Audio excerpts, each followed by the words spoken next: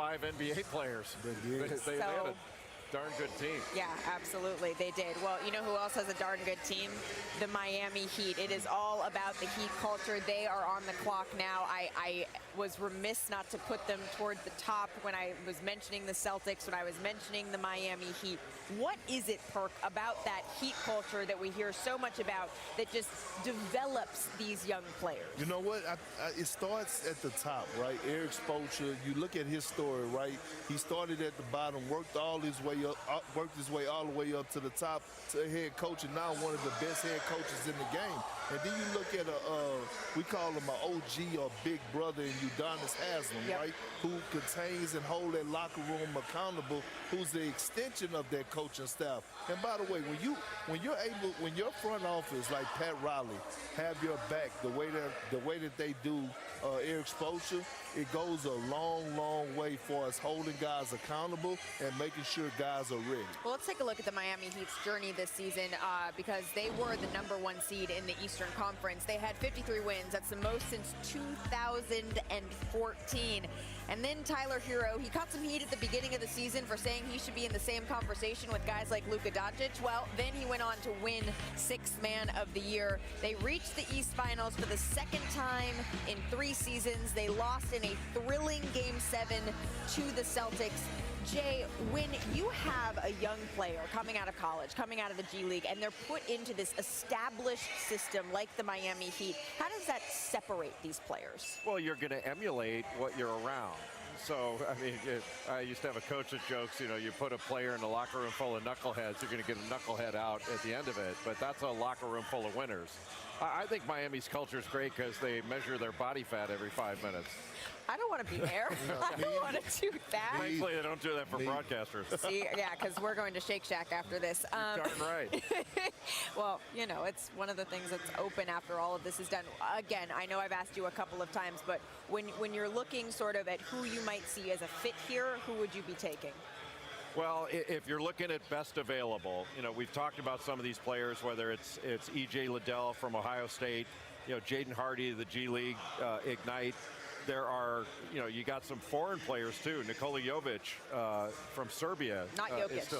Not Jokic. That'd be a good pick there too if you could get him. But he's still on the board. Bryce McGowan's from Nebraska is still on the board. I think there's an interesting player still available and maybe available in the 2nd round. It's Christian Coloco from Arizona, who is not just a shot blocker. He can guard and switch off on perimeter players and stay with them for a whole possession. He doesn't just guard them for 2 dribbles. Well, Jay, it's still one more Duke guy on the board, Trevor Kidd. Yeah, Trevor, right? Yeah. You don't want Trevor to get all the Dukies out the way. But you know what? I think when I look at, again, I'm going to keep harping on Hardy. I think he's a guy that could come in and have immediate impact. I think he's a elite scorer. His game will adjust to the league, and I think, for us if he could get drafted, if the Miami Heat actually picks him, he's a guy that will come in and fit in right away for us impacting the game. I mean, he's that special in my opinion. I really like this. And I wonder where a guy like Andrew Nembhard of Gonzaga is going to wind up, because I think he's the best passer in this draft. He may not be a spectacular athlete, but he knows how to play.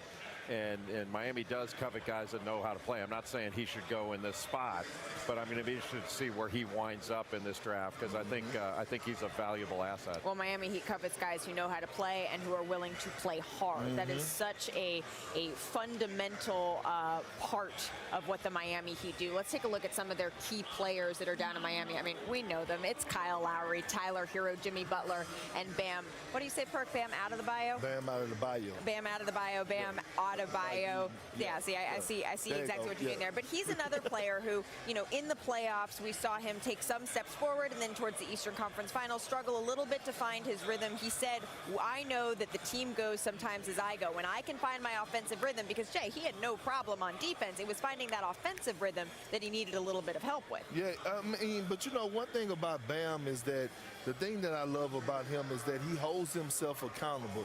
And I love Eric Spoelstra has said after one game in the postseason, We don't need Bam to be aggressive for us offensively to look to score for himself, but to make others around him better. And that's one of the underrated things about his game. We look at his points and we say, hey, he could go out there and get you 18 to 20 a night, and we know he could rebound at an extremely high level, but he's a guy that could go out there and get you 5 to 10 assists. Hell, he could get a triple-double if he wants to, just off his playmaking ability. And that's something Miami evaluated when he was at Kentucky that I'm not sure I saw, is that how high level of passer Bam Adebayo was. Well, let's see who is headed down to South Beach. The pick is in. Let's send it back to NBA Commissioner Adam Silver to see who exactly it is.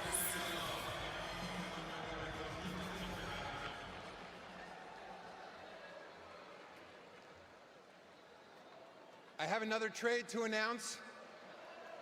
As part of a trade to be finalized later, the Philadelphia 76ers are trading to the Memphis Grizzlies the draft rights to David Roddy, the 23rd pick.